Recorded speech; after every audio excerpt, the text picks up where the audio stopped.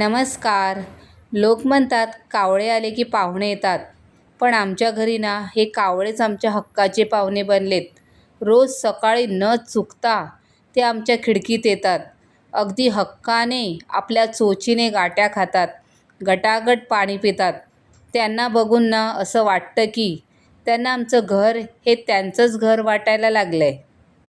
अनेकांना वाटतं कावळ्यांच्या ओरडण्याने गोंधळ होतो, पण खरं सांगू, जिथे हे पक्षी अगदी निर्धास्तपणे विश्वासाने येतात ना, तिथे एक वेगळीच सकारात्मक ऊर्जा असते.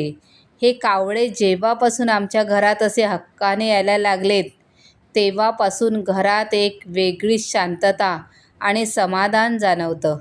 मुक्या प्राण्यांना आणि पक्ष्यांना जेव्हा तुमच्या घरात सुरक्षित वाटतं, तेव्हा समजून जावं की तुमच्या घरात देवाचा वास आहे.